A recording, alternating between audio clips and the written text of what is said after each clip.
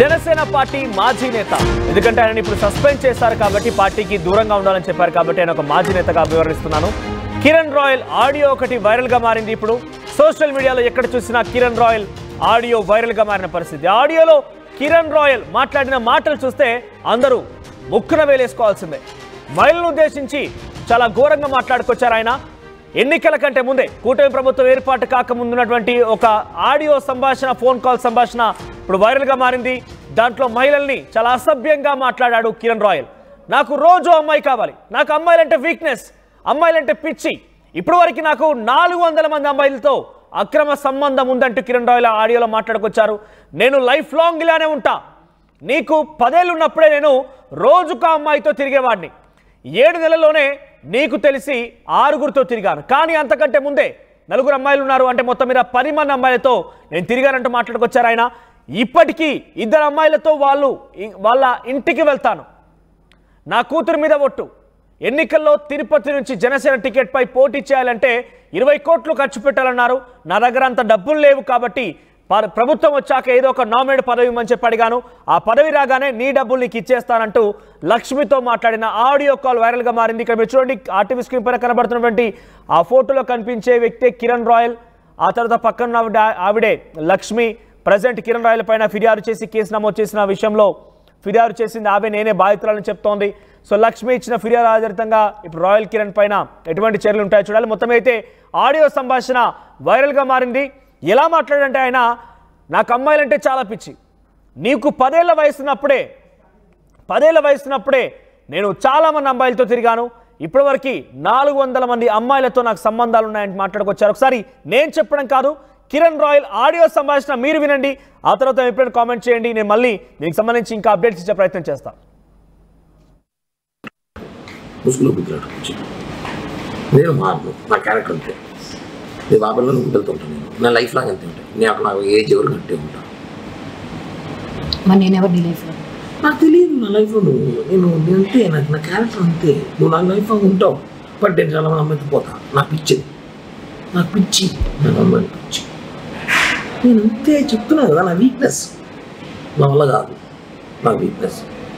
నువ్వు 10 ఏళ్ళు ఉన్నప్పుడే 10 మంది మార్చాను, తెలుసా నీకు? నీకు తెలియదు తెలిసి 4, నీకు తెలియకుండా 6 మంది మార్చాను. ఇప్పుడు ఈ 7 నెలల్లో 5 మంది తొక్కుపోతాను. ఉన్నా లేదు ఇద్దరు అమ్మాయిలు పవన్ ఇంటికి పోతాను, నేను సీరియస్గా నా కూతురు మీద చెప్పు, రెడీ చెప్తాను. తప్పు నా వయసు నాకు అమ్మాయిలు అటు ఉన్నారు, ఈరోజు రా అని పిలుస్తున్నారు, ఏం చేయమంటావు? నువ్వు మొగోలు కాదు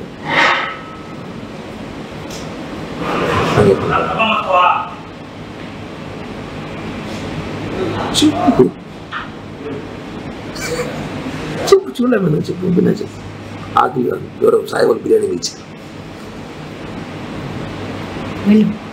మాట్లాడుతున్నాను, చెప్పు ఏం చెప్పాలనుకుంటాను, నేను చెప్పాను కదా.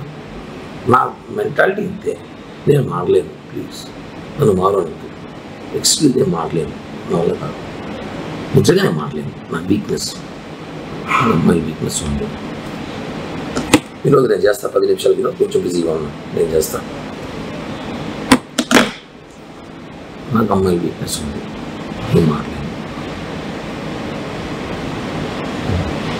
అలా కాదు. కానీ పర్వాలేదు, నీకు ఉన్నాను 5 సంవత్సరాలు, నేను నీకు ఉన్నాను, నీకు పోయినా వచ్చినా తెలియకుండా జాగ్రత్త పడినాను కదా. నువ్వు ఎందుకు అవన్నీ చూసి పట్టించుకుంటావు? ఇప్పుడు కూడా చేస్తా కావాలంటే పట్టించుకోండి, అది సిగ్గు బాగా ఫీలింగ్స్ ఉండవు.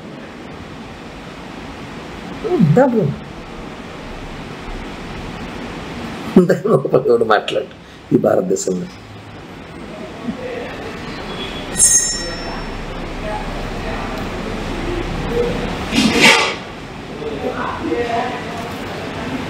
చెప్పురా, లేదు 5 నిమిషాలు చేస్తా, లైవ్ ఇస్తున్నాను, చేస్తా.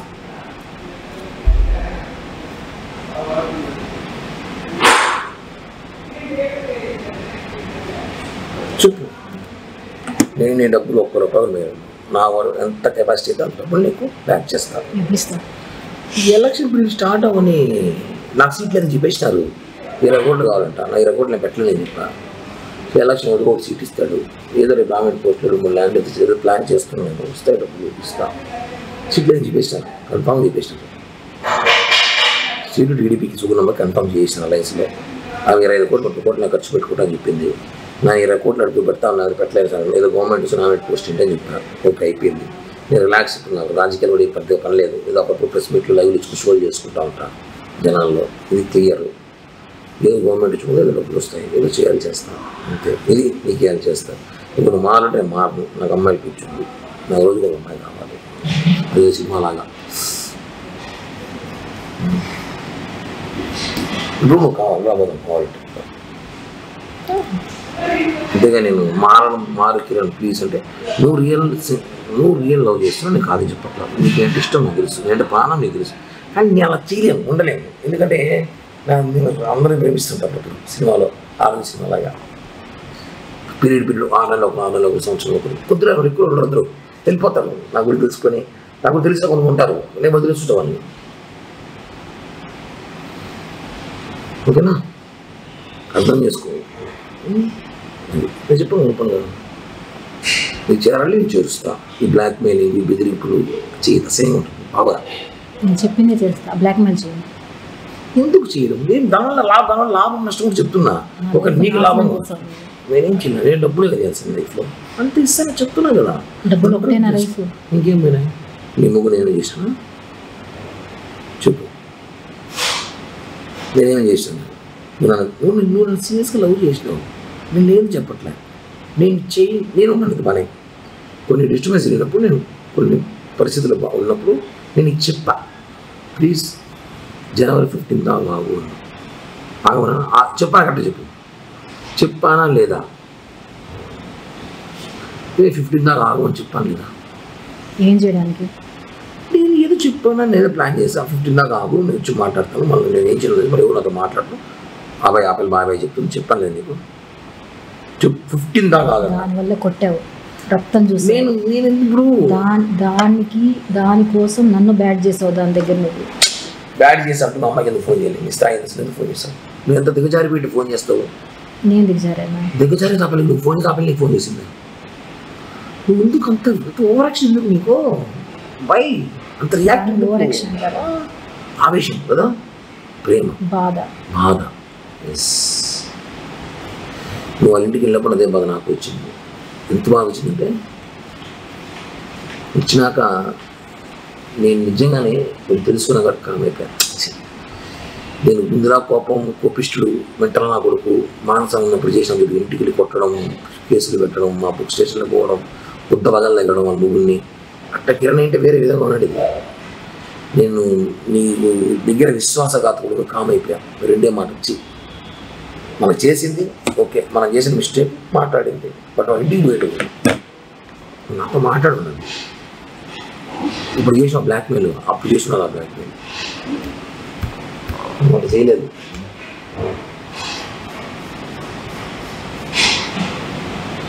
బ్లాక్మెయిల్ చేసే క్యారెక్టర్ కాదు. ఆ రోజు కూడా చెప్పే వెళ్ళా. ఏమొచ్చి ఇది కిరణ్ రాయల్ లక్ష్మి మధ్య జరిగిన సంభాషణ. దాంట్లో చాలా కీలకంగా మహిళలను ఉద్దేశించి అసభ్యకరంగా మాట్లాడుకొచ్చాడు కిరణ్ రాయల్. నాకు పిచ్చి, నాకు వీక్నెస్, అమ్మాయిలంటే కసి, నాకు అనేది సినిమా లాగా రోజుకో అమ్మాయి కావాలి, నాకు అమ్మాయి అంటే కసి అని మాట్లాడుకొచ్చాడు ఆయన. ఇంకా చెప్పాలంటే, నీకు 10 ఏళ్ల వయసులో ఉన్నప్పుడే నేను 10 మంది అమ్మాయిలతో తిరిగాను, నాకు 400 మంది అమ్మాయిలతో అక్రమ సంబంధం ఉంది, ఇలా ఇంకా చాలా మాట్లాడుకొచ్చాడు. ఎస్ అదేదో నేను మారను, ఇంకా కావాలనిపిస్తుంది అంటూ ఆయన చెప్పుకొచ్చాడు. ఇక నీకు 10 ఏళ్ల వయసున్నప్పుడే నేను 10 మంది అమ్మాయిలతో తిరిగాను, నీకు తెలిసింది కొంతమంది అంటూ మాట్లాడుకొచ్చాడు లక్ష్మితో. ఇక తిరుపతి టికెట్ ఇస్తే 20 కోట్లు ఖర్చు పెట్టుకుంటావా అని చెప్పి నన్ను అడిగారు. నాకు 20 కోట్ల రూపాయలు లేవన్న తర్వాత అలయన్స్లో టీడీపీకి పార్టీకి సంబంధించిన అభ్యర్థికే టికెట్ కేటాయించారు. నాకు తప్పకుండా ప్రభుత్వం వచ్చాక నామినేటెడ్ పదవి ఇస్తానని చెప్పారు. ఆ తర్వాత నీ డబ్బులు నీకు ఇచ్చేస్తాను, ఏదో రకంగా బిజినెస్ చేయాలి, ఇక నాకు రాజకీయంగా టెన్షన్ ఏం లేదు, ఇక మిగిలిందంతా కూడా కేవలం షో చేయడం మాత్రమే, ప్రజలు ఏదో ఒక షో చేయాలి, లైవ్లో పార్టిసిపేట్ చేయాలి, ప్రెస్ మీట్లు పెట్టాలి, అంతవరకు మాత్రమే నా పనిక, ఇక నాకు టెన్షన్స్ ఏం లేవు, నాకు అమ్మాయిలంటే వీక్నెస్, అమ్మాయిలంటే పిచ్చి, అమ్మాయిలంటే కసి అంటూ కిరణ్ రాయల్ మాట్లాడుకొచ్చినటువంటి ఆడియో ఇప్పుడు వైరల్గా మారింది. ఎస్ మరిన్ని అప్డేట్స్ మా ప్రతినిధి సురేష్ అందిస్తారు. ఎస్ సురేష్, ఏంటి కిరణ్ రాయల్ ఆడియో వ్యవహారం రోజుకోటి సంచలనంగా మారింది, రోజుకో ఆడియో వీడియోలు బయటకు వస్తే లక్ష్మి రోజుకొక ట్విస్టులు ఇస్తోంది కిరణ్ రాయల్ విషయంలో. అప్డేట్స్ ఏంటి? కిరణ్ రాయల్ పైన ఇప్పటివరకు కేసు నమోదైందా? పోలీసులు ఏం చెప్తున్నారు? ఇంతకీ లక్ష్మి ఎటువంటి విషయాలను డిమాండ్ చేస్తోంది?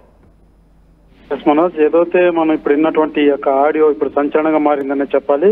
ఈ యొక్క ఆడియో సోషల్ మీడియాలో అంతా కూడా చక్కాలు కొడుతుందని భావించాలి.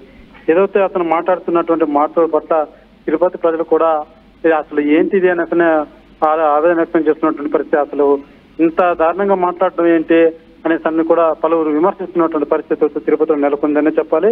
అయితే ఏదైతే కిరణ్ రాయల్ మీద లక్ష్మి పెట్టినటువంటి కేసు అయితే ఎఫ్ఐఆర్ అయిందని చెప్పాలి. అయితే తర్వాత కిరణ్ రాయల్ కూడా లక్ష్మి మీద కేసు పెట్టినటువంటి పరిస్థితి. అయితే తాజాగా లక్ష్మి వ్యవహారాలన్నీ కూడా నేను పవన్ కళ్యాణ్ గారి దగ్గరికి వెళ్ళి ఆయనకే మొత్తం వివరిస్తాను, నా దగ్గర ఉన్నటువంటి ప్రూఫ్స్ అన్ని కూడా చూపిస్తాను, అది అతని యొక్క నైజం ఇదే, మీకు ఎవరు చెప్పినా అది అర్థం కాకుండా నా మీద లేనిపోని వస్తే రుద్దుతున్నారు, ఇలాంటివి నా దగ్గర చాలా ఆధారాలు ఉన్నాయంటూ కూడా లక్ష్మి తెలియజేస్తున్నటువంటి పరిస్థితి.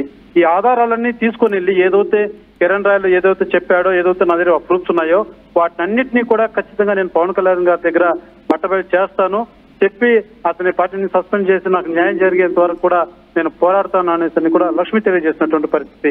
అయితే ఏదైతే ఈ యొక్క ఆడియోలో కిరణ్ రాయల్ మాట్లాడుతున్నటువంటి తీరు పట్ల మాత్రం చాలా మంది విమర్శలు అయితే తెలియజేస్తున్నటువంటి పరిస్థితి అయితే తిరుపతిలో నెలకొందని చెప్పాలి. సురేష్, అంటే ప్రజెంట్ కిరణ్ రాయల్ పైన కేసు విషయంలో పోలీసు ఎటువంటి చర్యలు తీసుకుంటున్నారు? ఈ ఆడియో వీడియో వ్యవహారాలు ఎలా చూస్తున్నారు? పోలీసులు ఎటువంటి ఇన్వెస్టిగేషన్ కొనసాగుతోంది? అయితే ప్రస్తుతం ఇరువురు పైన ఏదైతే కేసు నమోదైన నేపథ్యంలో దర్యాప్తు అయితే చేపట్టినట్టుగా అయితే ప్రాథమికంగా మనకు అందుతున్నటువంటి సమాచారం. అయితే దీని మీద ఎటువంటి ఆధారాలతో లేకపోతే ఎటువంటి ఇన్వెస్టిగేషన్ చేస్తారన్నది తదుపరి చర్యలు అయితే పోలీస్ శాఖ నుంచి ఇంకా ఏది వెలువడలేదు. అయితే కేసు మాత్రం దర్యాప్తు అయితే చేపడుతున్నట్టుగా అయితే పోలీసులు ప్రాథమికంగా మనం తెలియజేస్తున్నారు. అయితే దీనికి సంబంధించి మాత్రం ఏదైతే ఇప్పటికే లక్ష్మీరెడ్డి కూడా దీని మీద మరొక కేసు కూడా నేను నమోదు చేయబోతున్నాను, ఏదైతే నన్ను ఈ యొక్క ప్రెస్ మీట్లు పెట్టిన తర్వాత ఈ ఆడియోలు అన్ని రిలీజ్ చేసిన తర్వాత నన్ను మళ్ళా బెదిరిస్తున్నారంటూ కూడా ఆమె నిన్న ఆరోపించినటువంటి పరిస్థితి. నన్ను మళ్ళా ఫోన్లు చేసి బెదిరిస్తున్నారు, ఏదే ఆడియోలు కూడా బయట పెట్టకూడదంటూ కూడా బెదిరిస్తున్నారంటూ కూడా నిన్న ఆమె తెలియజేసినటువంటి పరిస్థితి. అయితే దాని మీద కూడా కంప్లైంట్ ఇచ్చే విధంగా అయితే లక్ష్మీరెడ్డి ఆలోచిస్తున్నా అంటూ కూడా తెలియజేసినటువంటి పరిస్థితి. రైట్ సురేష్, మరొక అప్డేట్ అంటే ఈ విషయం పైన అసలు జనసేన పార్టీ కానివ్వండి, కూటమి ప్రభుత్వం ఏం రియాక్ట్ అవుతుంది? కిరణ్ రాయల్ జనసేనలో చాలా కీలకంగా ఉండేవాడు, అటు వైసీపీకి చాలా టగ్ ఆఫ్ వార్గా, అటు వైసీపీ అధికారం ఉన్నప్పుడు కూడా జనసేన పార్టీని డిఫెండ్ చేయడంలో చాలా కీలక పాత్ర పోషించారు. అటువంటి వ్యక్తే ఇప్పుడు ఇటువంటి నిర్వాకానికి పాల్పడ్డాడు. లక్ష్మితో ఈ రకంగా ఆడియోలు వీడియోలు సంచలనంగా మారడంతో పార్టీ పరంగా లేదంటే ప్రభుత్వం పరంగా ఆయనపై ఎటువంటి సీరియస్ యాక్షన్ తీసుకునే అవకాశం, ఎందుకంటే మహిళలకు న్యాయం చేస్తాం, మహిళల్ని జగన్ ప్రభుత్వం పట్టించుకోవాలని చెప్పి పదే పదే ఆరోపించిన ఈ ప్రభుత్వం, అంటే గతంలో ప్రతిపక్షంలో టీడీపీ కానీ జనసేన కానీ అధికారంలోకి వచ్చిన తర్వాత కిరణ్ రాయల్ పై ఎటువంటి చర్యలు తీసుకునే అవకాశం ఉంది ఇంత పెద్ద ఎత్తున సోషల్ మీడియాలో వీడియోలు ఆడియోలు వైరల్గా మారడంతో?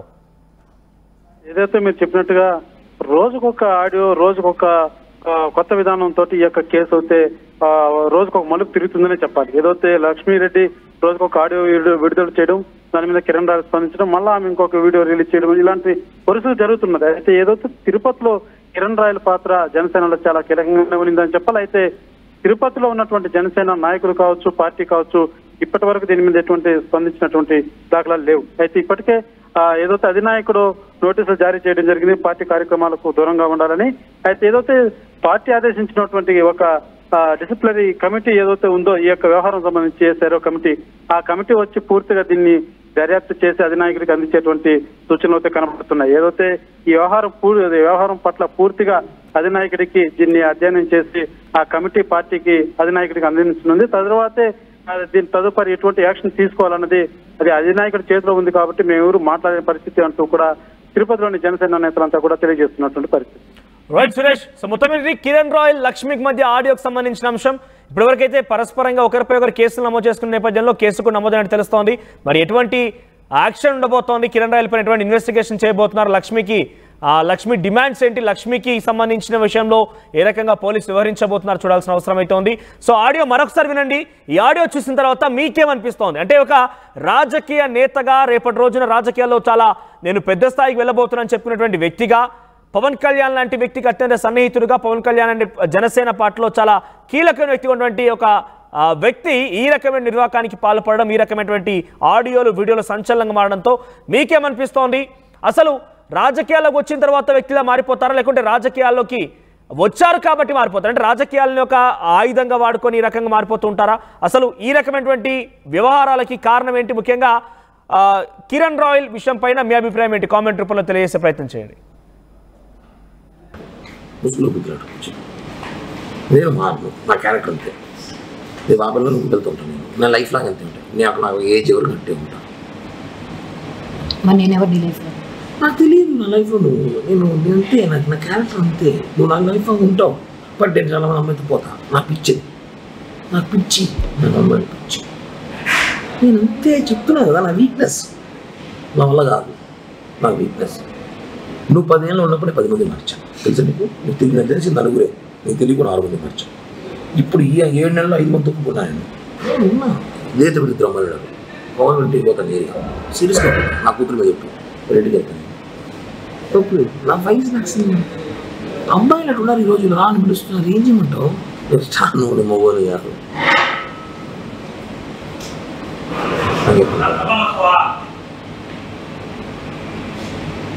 చెప్పు